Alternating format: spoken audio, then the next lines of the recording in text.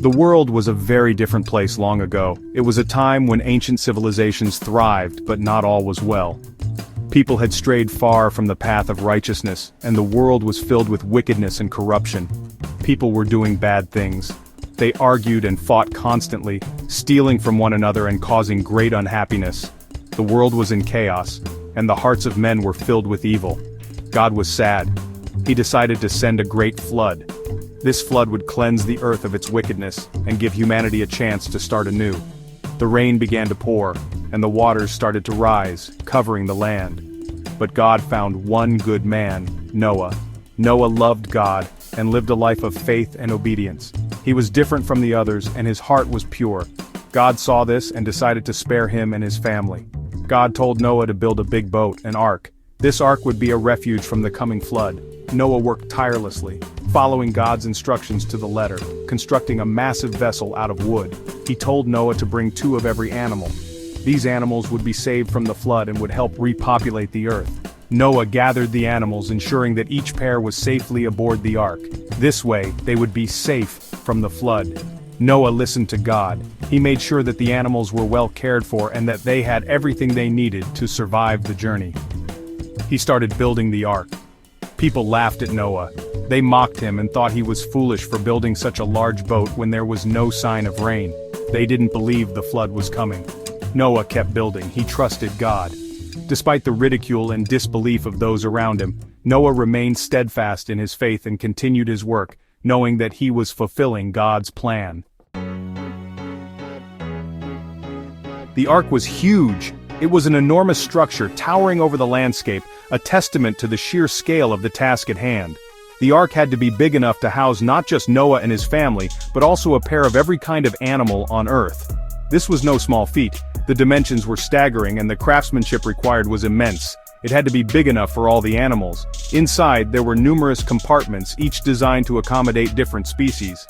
The exterior was fortified to withstand the coming deluge.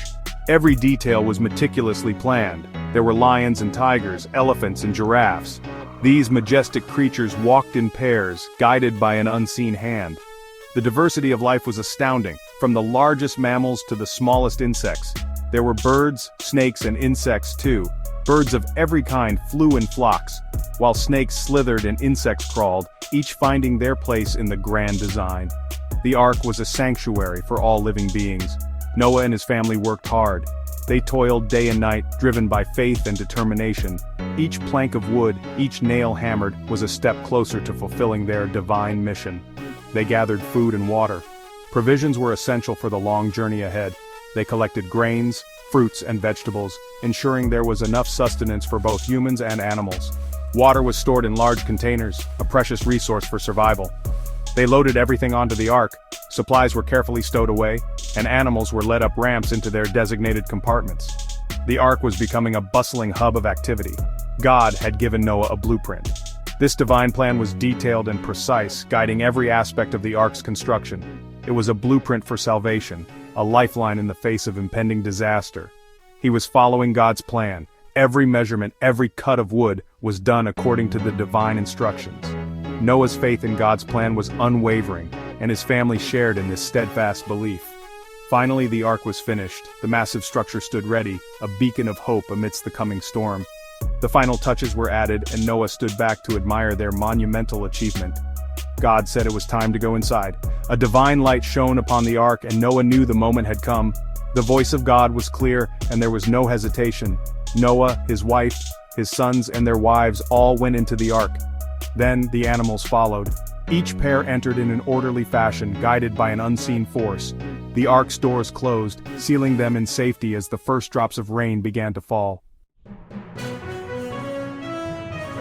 The rain started. It rained and rained. The water rose higher and higher. The ark started to float. Soon, the whole world was covered in water. The rain came down for 40 days and 40 nights.